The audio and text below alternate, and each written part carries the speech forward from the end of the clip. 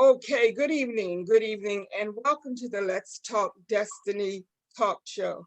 Tonight, I am just beyond words excited to receive my sister friend tonight, um, Dannelle Mann. I always say Dannelle or Danielle, one of the two. And I'm just so blessed by her. Every time I see her or interact with her, I call her a prolific wordsmith because she can put words together um, in a way that a lot of people cannot. She's a poet and an author. She's a teacher and a minister of the gospel. But more importantly, I find her to be a woman of integrity.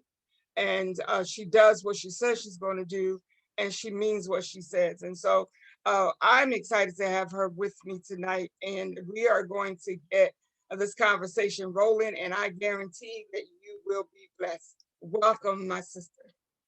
Hey sis, Jamie, thank you so much. I love you. I appreciate who you are. I have a saying that I put in the back of the books that I sign for people who buy my book. And I asked God what to put in the book when I signed it. And he said, tell the people, thank you for simply being you, because sometimes people have to understand that simply being you is enough. We don't have to go out here and become anyone else. And if I may say so boldly, not even another Jesus, because God don't need any more Jesuses. He came, Hello. he did what he needed Yes. to do, and all God requires of you is to be you. So purpose-driven freedom. How I got to this place where I'm so free. My God. One of the first things I had to realize at 46, and I am 46 now, was that I wasn't as free as I thought, Jamie. Um, I never thought I was a religious person until I never did. I never thought that I would be consumed and drowned and wrapped in religion until I met some people that were really free. And I said, whoa, I thought I was free. Yes. So as I was saying to you earlier, when we first come into the body of Christ and come into church. And like I said, I didn't grow up in church. I grew up in Penns Grove, New Jersey, a small town. My parents were not churchgoers. As a matter of fact, my stepfather was Muslim. And so I had a praying godmother though, and I had a praying grandmother. And I remember when 1998, when I first got saved, I came in with my own ideology of what this would be like, right? And you watch people for years and you see them, you never really hear what it takes. You just hear testimonies. Nobody ever really sits down to tell you what this life consists of or how to live this new life, right? They just give you when you first come into church, they give you all these rules and regulations, these do's or don'ts. And I remember coming in, like I told you, saying, well, wait a minute. Am I coming in to be free, or are you binding me? Because it seemed like I was being bound more than anything. Right. You couldn't do this, you couldn't wear that, you couldn't do this. And all I really wanted was to do what was right. Yes. Yes. Absolutely. And growing up in the church, I had the total opposite upbringing. I was brought up in the church, and I'm talking about rules and restrictions, and you can't do this and you can't go there. We used to make jokes about if we didn't do things, we didn't even think our father would have anything to preach about, because it's like every Sunday he told everything we did all week long. And it's like, and then as I got older, because I was ordained a minister at age 17, and a lot of the churches, even family members, the holiness churches, they wouldn't receive me. They wouldn't accept me because I was, my hair was honey blonde. I had makeup on. I was like a size 6, size 8. Everything was tight and right. Couldn't tell me nothing. I was, and I refused to walk around looking like somebody's grandmother just to prove that I was holy. You understand what I'm saying? And so I actually had relatives that said they would send message via my mother that I was not allowed to preach in their churches unless I dyed my hair black, and so I'm like, well, I won't be coming, because I just don't believe that God set me free for me to be bound. And so while you busy worrying about what I have on, there are people sitting in the pews thinking about suicide. There are people sitting in the pews dealing with drug addictions and all kind of other things. But Yes, you yes, real got to stuff. look. You got to look. But where's the power? And Come so on. this is where, for me, the freedom came in, because as you said, people want change. People want truth. People Mhm. are not concerned about, is your head covered up and how long is your skirt?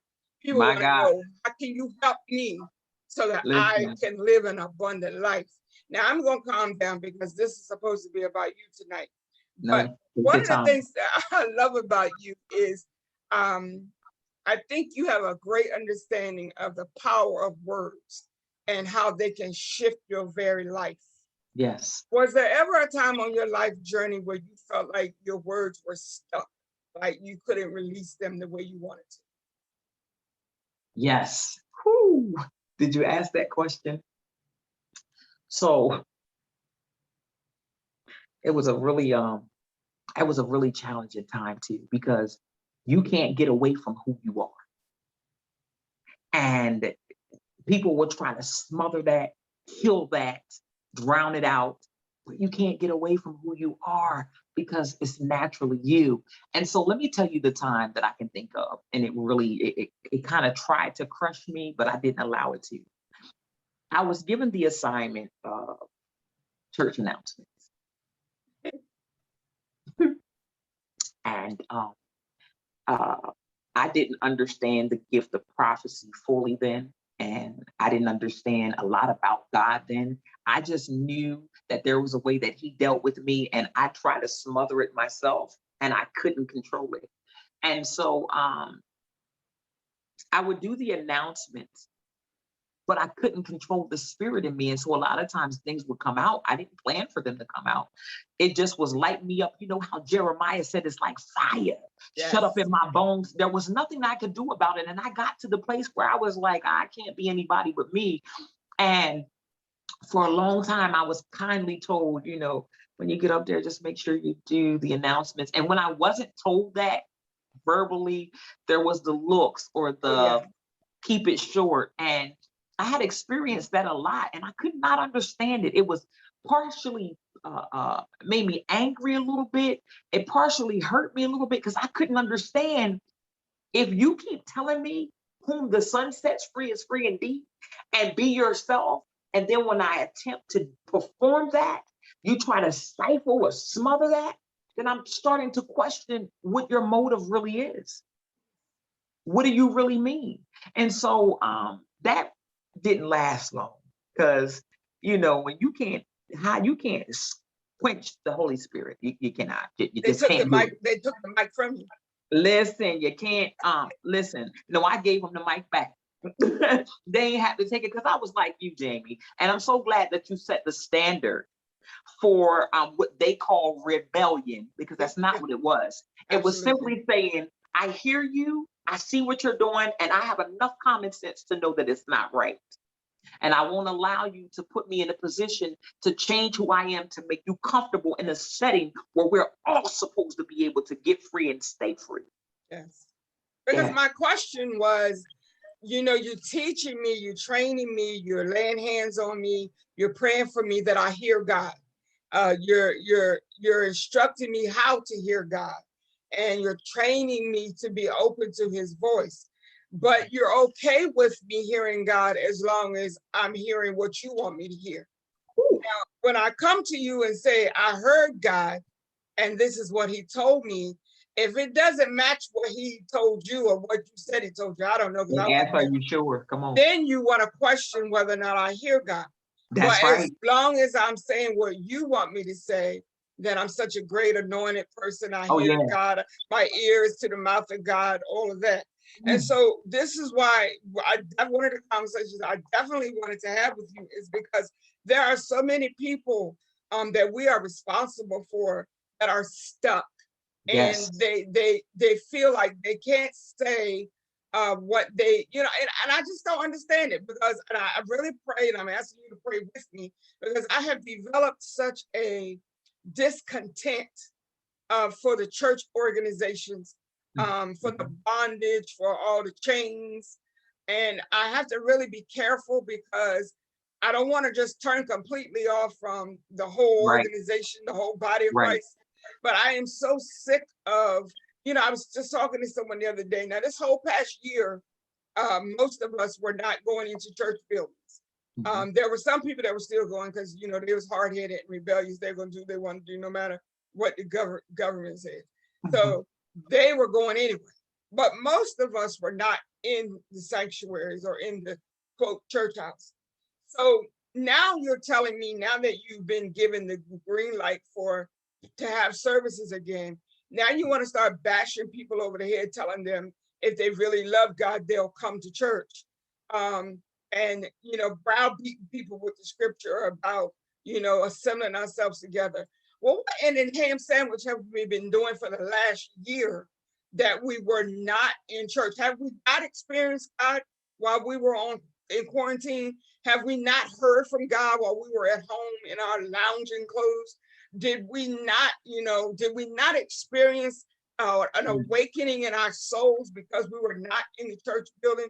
I think we just focused on the wrong thing all the time, and it's getting late. It's too late for that. Hundreds and thousands of people are dying daily, and people need to be uplifted. I know personally 6 people that have committed suicide in the last year because they couldn't handle it. They need an encounter with God that touches their soul, not touches their clothes. Absolutely. Absolutely. I think let me tell you what freed me, because that's the most important part of this conversation, I believe, is if you're going to be free, then help free someone else.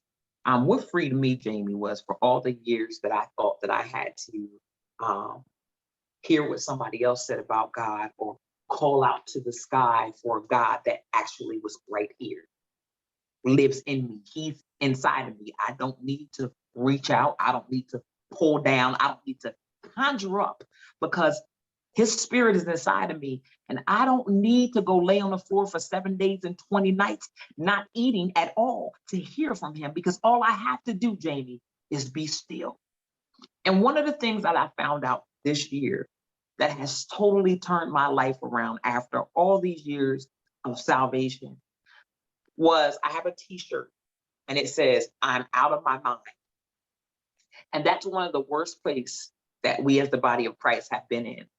There are 2 things that have moved us most of our lives: what we thought about ourselves, and what we thought other people thought about us. And we've listened to outward entities. And I'm not saying that pastors aren't good. I thank God for mine. I thank God for my pastor, Pastor Keisha Camper Cook and Pastor Billy Cook. Please know, because I was like you. I wanted to say this to you because I heard you and I felt you. And I knew this before we got on the phone because I've watched you a lot. When I got to New Covenant, because we were going in 2020, because my pastor did exactly what God told him to do. And so while we were in there in a small group, I remember going in angry. I didn't plan on going in there and staying. I wasn't a member of nobody's church. I was home. I was preaching to my family. I was ministering to, different people that God had me ministering to. And I was building my relationship with God, because that's the problem. People want to lead people to church and to religion and to them, but they're not leading people to God. I don't want you to have Dannelle. I need you to understand what keeps me. And so I need you to have my God, not my image, not my so-called perfections, not what you think of me. Please don't put me on a pedestal, because if you do, I will jump off of it so quickly. But I need you to have the God that I have, Jamie, not the one that sits high waiting for you to do something so he can judge you and whip you and rebuke you. But I'm talking about the God that's like the Father that you love, that loves us so much. Why are they not teaching that he loves you, that no matter what you do, he already knows what you were going to do anyway, which is why, in order to reconcile you to him, he sent his son. So why are we doing all these performances? Because it's a fixed fight, Jamie. He loves us. I don't care what I do tomorrow. He still loves me. And we're teaching people that he is this fire and brimstone God that, now mind you, don't play with him, because he can get, he will check you. But I'm saying, where is the love? Why are we not teaching people about that unconditional love, that if you had it and you understand what it is, nothing can move you, nothing can shake you, nothing can shift you, because that love is something that drives you not only to love God, but to love yourself and to love other people. Right. That's right. That's not what they're teaching. And so when I tell you about being in my mind, this is what I found out. I got in the shower one day, and I'm going to tell you this testimony. It blew me away because my pastor, Pastor Billy, always says, we spend too much time in here, and all your mind does is record and store information. Right. The freshness, Jamie, the newness, the instant revelation comes from God. Yes. But we don't do that. We'll go call such and such or read this or ask 50 different people, but we never take the time to sit still and say, so God, what do you think? What do you want? What is your will? No, we spend time in here saying, well, no, I can't, I won't. And I remember with such and such, and we recall things for our mind, and it doesn't give us hope. It gives us fear. It gives us anxiety. It gives us doubt, all the things that are contrary to the word of God. And we don't focus on what's true, Jamie. All the word you and I have stored in us, and we focus on everything. But guess what? What is true? That you are fearfully and wonderfully made. And it doesn't matter even what you think. Because what you think, if it's contrary to the word of God, it's wrong. That's right. So I'm learning to stay out of my head, Jamie, because I found out something that many people don't want to admit. I'm not always right. And I don't know everything. And as long as I am in this human body, I will always be willing to be taught by God what to do, when to do it, how to do it. Because sometimes we get grown in this thing because we've been in it so long. You can't tell us nothing. We hard-headed, we're stubborn, and we're so far from God because if he can't lead you, if you can't follow God, you can't lead anybody. Absolutely. Absolutely. And you said something very important, and I made a note because I wanted to mention this in our conversation tonight. A few weeks ago, you made a comment on social media about the importance of being still, and that ministered to me. It hit me because I'm finding that sometimes we're so busy being busy, but we're not being productive. And just because you flip-flopping all over the place, doesn't mean that you're really doing anything productive for the kingdom. And so when you mentioned that, it really stuck with me. And let me ask you this question. In those quiet times, have you ever experienced a freedom? Like there's a level of freedom that you get in your still time that you don't get when you're doing a whole bunch of other things. That's been my experience. Have you had that experience? Yes, because you know what I found out? If I don't do anything else, if I don't go to work, if I don't lose 50 pounds, if I don't get another degree, if I don't do anything but sit home all day and talk to God, it's enough. I chose Mary over Martha. That's what I chose. Because, with these businesses and stuff, I realized that I was just doing too much. And, if you watch my hands, Jamie, when your body's doing too much, your mind is doing twice as much. Yes. And if you're always,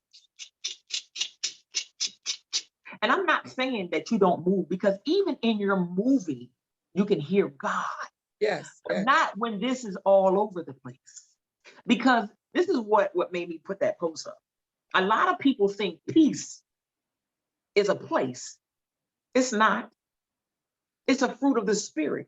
It's a posture. It's something that you don't have to go in your room and shut off all the noise to get peace. You just have to be still and understand the truth is that you already have peace. But you need to know that you have it.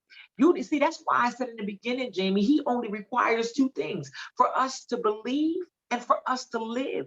And if you look at it, Jamie, guess what? For 46 years, I have not lived.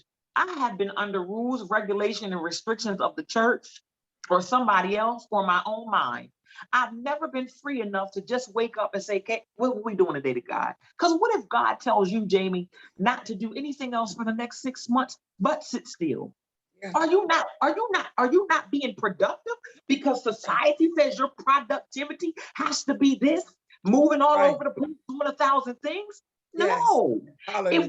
If for a minute we would just get rid of, what I've had to do? I've had to take my head, open it up, scave out everything that I was taught, and say, God, teach me afresh daily. Yes. When I used to preach, I used to always have paper. Man, that was my safety guard. I had to study and have something written down. And for the first time in my life now, Jamie, I go in a place with the confidence that he wants to speak directly to me because he's inside of me. And if I'm talking to him on a regular basis, I know what his voice sounds like. So I'm going to say exactly what he says say. And I'm going to keep it moving without fear of being wrong or did I say the right thing? Yeah. And without fear of being competitive with someone else who spoke before me or after me. Yes. I don't want to be like you. He only made one Jamie. He only made one Dannelle. And how beautiful is that? That of all the billions of people in the world, God chose you. God loves you. Hallelujah. God said that you are who he says that you are. And that's all that matters. My We put God. too many stipulations and change. Why do you think the world won't come into the church? Who want a God like the God that a lot of these Christian folk portray? I don't want your God. You mean, you're nasty. You have all these rules and regulations for me to do, but I see no evidence of love. And God is love. Where is the evidence of that? And even in that, Jamie, when we see a brother or sister who is not doing that, we still have to love them. That's right. And that's where we get it twisted. That's where we get it twisted. My mother used to say, and this was years ago, but it's still relevant today. She said, we get up in the pulpit and we say, people don't want God. People don't want Jesus. People don't come to church. People don't want to be holy. I had an uncle that would say that every time I see him, before he would even speak, people don't want to be saved. People don't want to be holy. And my mother used to say, it's not that people don't want God. They don't want your representation of God. And that's stuff, because I think about the freedom, which is what, the main word tonight is because, like I said, I grew up in the church. I mean, like ever since I can remember, I was going to church. Mad, glad, happy, sad, whatever. I was in church. And I had all kinds of attitudes, but I was there anyway. And then I think about when my parents died. Mm-hmm. And all that drama that happened behind that, which we're not even get into that tonight. But it turned me against church people. It didn't turn me against God. It turned me against church people. Religion. Exactly, because here are people that have pastored you and led you for 40 years. And before they can even get in the ground, your real spirits and your real attitudes come out toward, his family. So this is why, another reason why I say to people that we get so caught up in these titles and we, like some people, you can't even speak to them without using a title and they say it's out of respect. But I said, let me tell you what I know for a fact. You can call somebody by a title and have absolutely no respect for them. Mm-hmm. You show you respect them by doing what they taught you. You show you that you respect your leader by obeying the word of God that comes through them. It's not just about the title. And so it has taken years, and I thank God for this level of freedom. Because for years after my parents died, I absolutely wanted nothing to do with church people. Nothing. Because I watched how they treated my family, how they treated my mother, and I was like, I don't want anything to do with that. And it took the Holy Spirit, like you said a while ago, that relationship. He reminded me that, okay, if nobody else is here, I'm still here. Mm-hmm. And I'm going to heal you as you allow me to heal you and remind you of your relationship with me, because our relationship is not based on those other people. And the freedom that you're going to experience will not come from what they say or what they do. Your freedom is going to come as you surrender to me. And so this is why I have such a love for people that understand relationship versus religion. I think religiosity is killing so many of us in the name of the Lord, because we got the looks, we got the titles, we got all that down. But like you said, where's the love and the power that changes lives? Absolutely. Absolutely. We do have the look down. We have the shout down pat. Good God. We don't need near another shout, but if you choose to, let's go, let's get it. Just know what you're shouting for, because a lot of times people dance over ignorance. And after you get done shouting, what do you know? What is going to sustain you? Because them knees gonna get tired and them feet gonna get tired of tapping. And when you sit down, do you have what you need to continue to live? Yes. You know, Pastor Keisha said something a couple of weeks ago. When people leave your presence, can they live?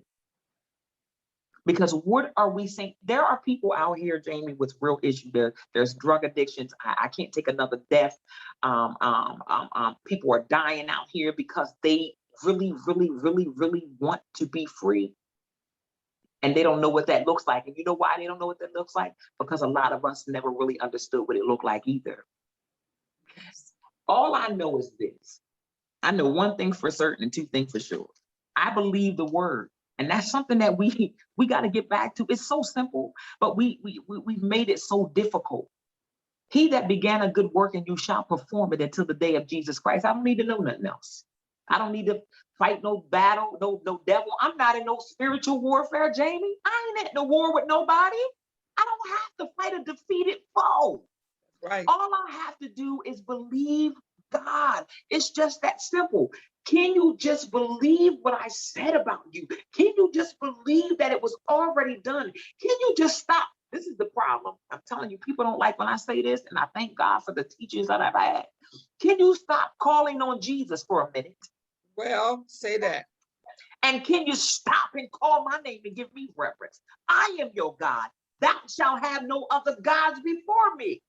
So why is it that we can't let Jesus do what he did? He's interceding. He set the perfect example for us to follow, but nobody said we had to be him. He requires a Jamie out of Jamie and a Dannelle out of Dannelle. And sometimes that's not enough for religious people. But let me say this, Jamie, because I want to be clear on here. The same, I get mad at the Pharisees and the Sadducees of today. But the one thing that I noticed about the walk with Jesus, he didn't walk around hating them or, he lived in front of them. Yes, yes. That's all he did. He lived and he followed the voice of his Father. Look how simple that is. He lived in front of them. He didn't have to argue. He didn't have to debate. He didn't have to go back and forth like these church folk be doing on Facebook, undercover throwing shade at each other, trying to figure out who can prophesy more, and all y'all wrong. I'm just saying, all he did was he did nothing but what God said, and he lived in front of the people. We forget to believe God and live. That's it. And that's why people are dying, why they're sick, why they don't understand that all it requires is for you. My pastor said something last night, Jamie, rock my world. We use faith for the wrong things. Faith is not there for you to attain stuff. Oh, I'm believing God for a car and a house. For what? Faith is there for you to believe that you already have it. Not that you have to attain it. We've been using that thing wrong for so long. Yes. I'm not fooling with you on here, sis. It's the truth. And you know what, Jamie? I believe that I don't like the word purpose because I like just saying the word living. That's just me. I believe that you and I and people like us and the people that God have chosen in this, to do these things are simply meant to live in front of people without the confounds of religious, without being in that box of religion, so people can really see what freedom looks like. And maybe some of those people who are religious and are bound, who really are miserable as I don't know what, I'm as miserable, can actually see what true living, true freedom, and walking in the love and belief and faith of God looks like. Because Jamie, I'm gonna live with my tattoos. I'm gonna live in my music, dancing. Jamie, I'm gonna live. I'm not turning down their song when I ride past Cathedral of Love. If I'm bumping Jada Kiss, that's what they gonna get. Because it doesn't take away from the Spirit of God that lives in me. My God, my Almighty, God. I'm not fooling with you on here. I love you. I know it, because it's funny because a few years ago I was around this bishop and this lady and his wife, and he was, going on and on and on about these Christians, these evangelists with these tattoos and, dyeing their hair, and their head looked like it's on fire, and he was just going on and on and on.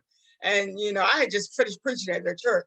So I just was listening. And then after he gets finished talking, I proceeded to show him my 3 tattoos. And he just got quiet. He didn't say anything. I said, now, less than an hour ago, you were talking about how anointed I was, what a great woman of God I was. So have you changed your mind about that? So come on. So here. he says, well, it's different because that was done before, you became a preacher. I said, you have no idea when I got these done. And it ain't none of your business. Right.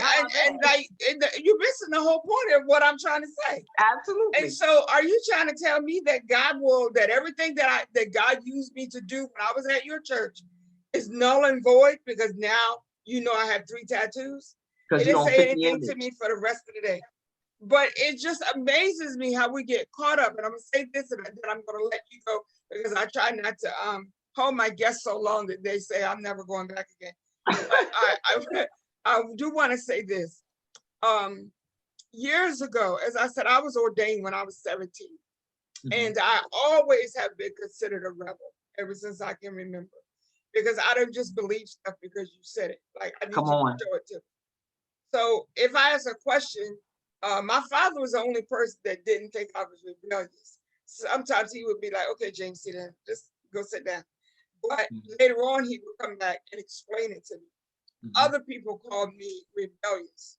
And so one day I had been, as I said earlier, I was preaching like I was turning down appointments, but I was only allowed to come into the Methodist churches, the AME Zion churches, the Baptist churches. The holy churches didn't want me because I didn't look holy. And so I had a revival scheduled to do a youth revival at one of my relatives' church. The day before the revival was to start, this relative called my mom and told my mom that someone said they had saw me in the mall and my hair was honey blonde.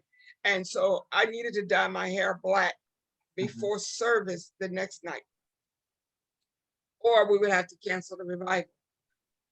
I told my mom, well, you can call her back and tell her, go ahead and cancel it. So of course, that didn't go over too well because, I was getting the whole, your hair is more important than the souls, blah, blah, blah. I said, no, what's more important to me is integrity. And if I get up there and I'm saying on the left side of my mouth, God is not concerned about how you look. God wants you to come with a heart that's open and ready to receive him. And then on the other side of my mouth, I'm saying, but once you come to him, you're going to have to take off those earrings. You're going to have to have black. To me, that's hypocritical, and I'm not going to do it. Absolutely. Absolutely. So I genuinely, because I love God, and I really, really want to please God, not people. I went to him and I asked him, there you go, what was going on with all of this, no makeup, no pants, no jewelry, no whatever. And the Holy Spirit said to me, it is not about the liberties that you have, but it's about the spirits that have come with the liberties. That's the problem I have. So we need to address those spirits, not the liberty.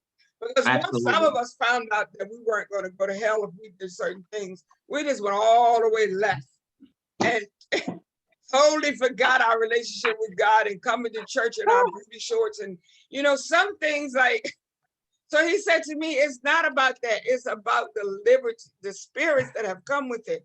And once I realized that, I was free. So, if you don't want me to come, I can't, I'm not going to lose any sleep over it. And so then I went to, she called back and said, no, let's go ahead and do the revival because so many young people were planning to come. And then after the last night of the revival, she didn't say nothing to me the whole week. And the last night of the revival, after it was over, she gets up and she's like, she was so blessed that she appreciated me, blah, blah, blah. And I was like, okay, thanks. Yeah. But so I've been going through this rebellious thing for a long time, according to people that know me. But at the end of the day, when I lay down at night, I need to know that God is pleased with what I've done. And if something I've said or done has caused somebody to say, I want to know that God that you're talking about, that's what's important to me. Absolutely. I have to preach tomorrow at Pastor Drummond's church and for a youth service.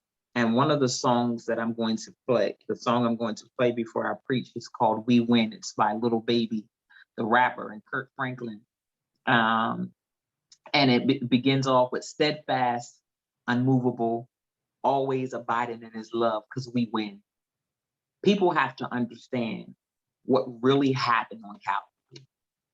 I don't think people understand the depth of that truth. The truth was everything is already fixed. Everything is already done. We're already healed. We're already free. All things are always working together for our good. When are we going to live out the word that we speak and stop trying to live out these cliches, and half of them we really should stop saying? When are we going to live like we believe the God that we present to other people? When are we going to get to the place? This is the place that I'm at now, Jamie. I had so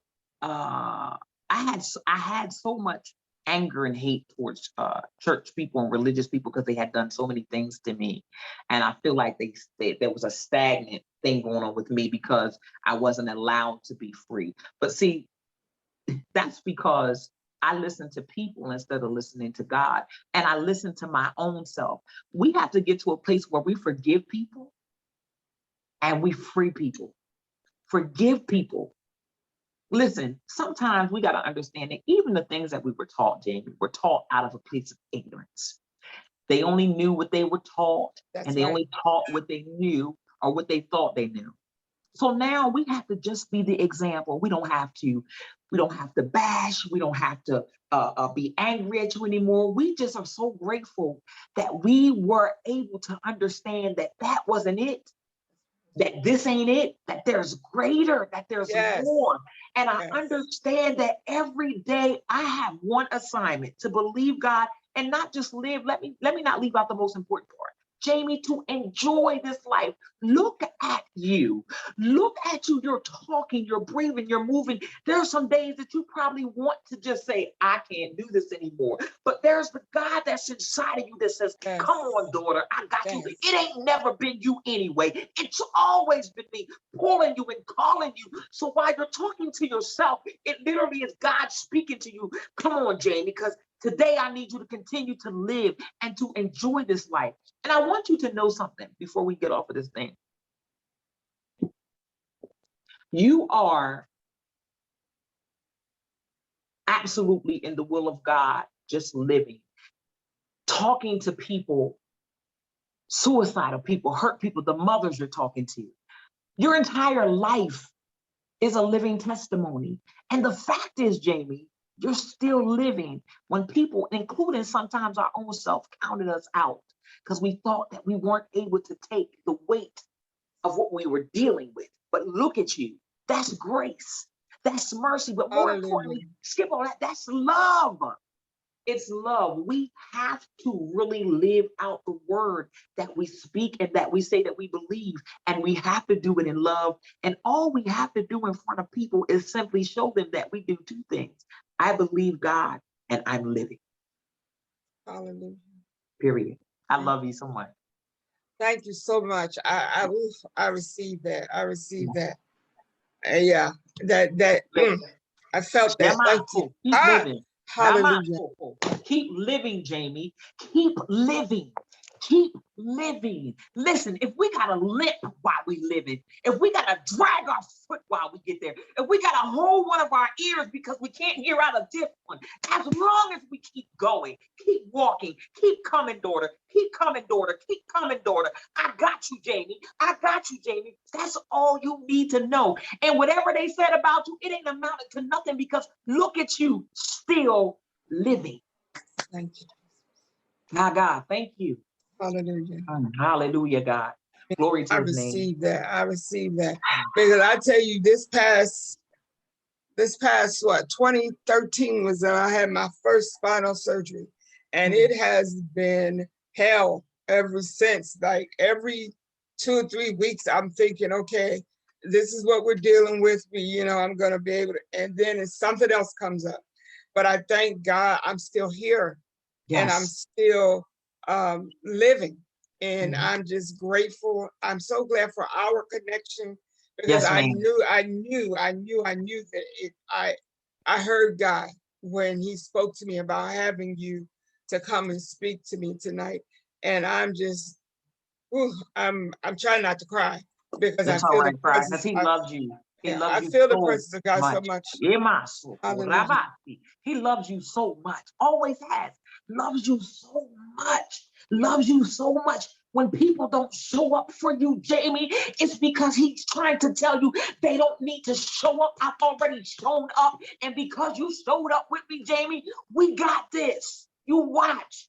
I've been watching you and watching you from the time I left your house that day. Listen, I've been watching you. I watched you walk down the street when you could barely make it and you were slim. And I'm looking at you now with your weight coming back, and he's still breathing life in you. He's still pushing you forward. And yes, there's days that it's difficult, but I thank God for your spirit that continues to say, I will go. You know how many people would have given up by now? You don't have people that would have quit, not just on God, but on themselves. And I see you living. I hear you living. Continue to live. And the crazy part is, while you are in your own pain, dealing with your own issues, you still had a nerve to find time to bless somebody else. And you mean to tell me that ain't enough, Mary? Martha better go sit down somewhere, because you got this. And I love you. I love you too. I love you too. And well, I'm going to close when I can't even get my thoughts together. It's I all am right. just so happy Hallelujah, God. that we did this tonight. Yes, And ma'am. earlier today, as I told you, I wasn't feeling well, and I was like, well, maybe I need to reschedule. And then it was like, no, don't reschedule. You'll be okay. And I'm just so glad that we did this. I just love you so much. I love you Thank too. God for the power of God that is real in you and the truth that you speak. When I hear people talking about you, I hear she's real, she's transparent, she's honest, and that just means so much in this day and time. And I just want to encourage you. I am so proud of what you're doing, and I am just so glad that I know you, and I'm honored to call you my friend. Absolutely, friend. And I love you so much. Keep I love living. you too. I'm gonna Thank get you a t-shirt. I'm gonna get you a t-shirt that said I'm living. And I'm gonna get you another one on the back of this gonna say keep living. Wait for it. It's coming to you. Yes, I ma'am. love you. All right, Have a love good you. night. Good night. God Thank you God bless so you. much. And thank you to everyone that joined us tonight. I appreciate you. Amen. God bless you.